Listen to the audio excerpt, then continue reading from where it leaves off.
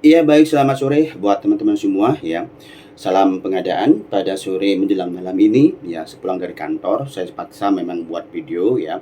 Karena memang request dari teman-teman Pokja pemilihan dari Bengkulu ya, di mana mereka sedang berdebat terhadap tata cara evaluasi jaminan penawaran. Ya, perdebatan ini bukan perdebatan yang, menilai jaminan penawaran itu bagaimana, yang kita tahu bersama bahwasanya kalau jaminan penawaran itu kan ada 2 hal yang harus kita, lihat ya. Pertama adalah tata cara evaluasinya dan substansi dari isi jaminan penawaran. Ya, yang mungkin saya bahas di sini, yang mungkin didebatkan ya, bukan bicara tentang IKP. Karena kalau kita bicara IKP, penilaian jaminan penawaran itu kan sudah jelas sekali ya. Misalkan nama Pokja pemilihan tidak boleh salah, selanjutnya nama, apa namanya, nama paket tidak boleh salah, terus nilai minimal tidak boleh kurang dari LDP dan termasuk bahasa berlaku jaminan penawaran. Nah, perdebatan ini muncul karena ada peserta yang menyampaikan jaminan penawaran, kita contohkan dari bank, tetapi ketentuan-ketentuan substansi dari jaminan penawaran yang ada dalam dokumen pemilihan salah satunya tidak ada. Contoh misalnya tidak ada misalkan contoh mengundurkan diri atau gagal tanda kontrak. Nah, beberapa teman pojok pemilihan menyatakan itu tidak nilai dan tidak menggugurkan. Tetapi ada pojok pemilihan yang lain juga mengatakan bahwa substansi dari isi jaminan penawaran itu mengikat karena ada sanksi-sanksi yang ada dalam aturan di dalam dokumen pemilihan. Nah, saya sangat menyepakati teman-teman Pokja yang sepakat bahwa substansi dari jaminan penawaran itu tidak boleh kurang dari dokumen pemilihan. Kenapa? Ya, karena itu tadi sudah sampaikan sama teman-teman Pokja pemilihan bahwasanya itu berkaitan dengan sanksi-sanksinya. Baik, kita contohkan jaminan penawaran dari bank. Salah satunya atau 5 kriteria yang ada adalah pertama adalah misalkan terlibat korupsi, kolusi, dan nepotisme. Itu pertama.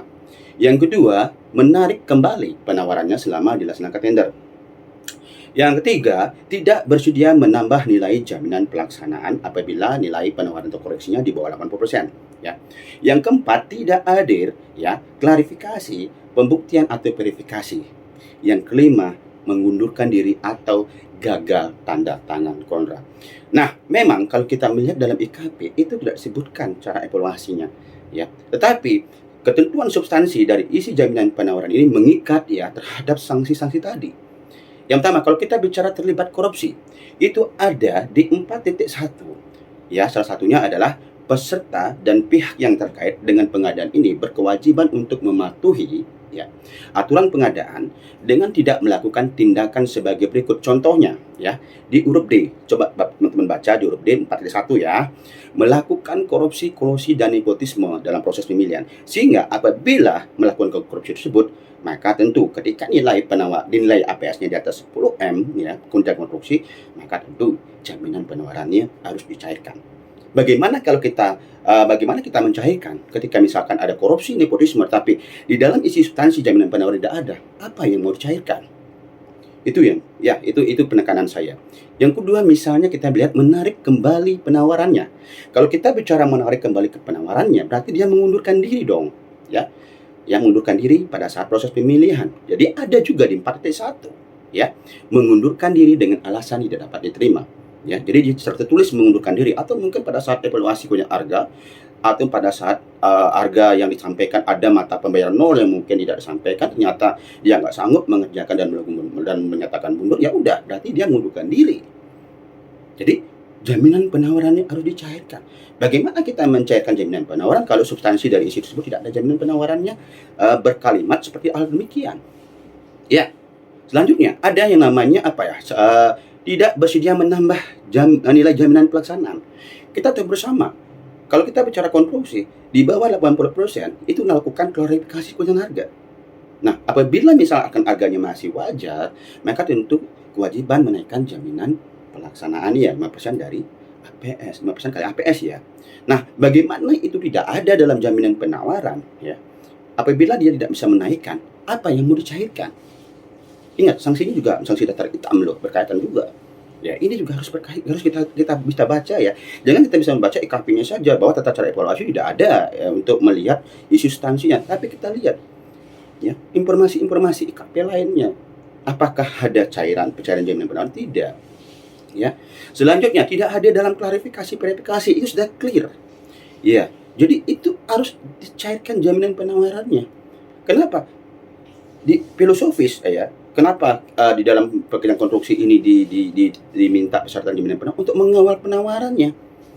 Siapa tahu nanti ada yang tidak ada pembuktian ya, tidak ada pembuktian maksudnya ya, artinya apa, dia itu jadi dia itu apa namanya, diundang hadir tapi dia tidak datang. Ya, karena apa? Karena kalau kita membicarakan jaminan penawaran ya, itu pasti dicairkan. Tapi kalau kita bicara sanksi datar hitam, ketika dia tidak hadir verifikasi ya, atau pembuktian, maka kita nggak bisa mengusulkan daftar hitam. Maka hanya jaminan penawaran yang kita bisa cairkan. Selanjutnya mengundurkan diri dengan pada saat tanda tangan kontrak atau gagal tanda tangan kontrak.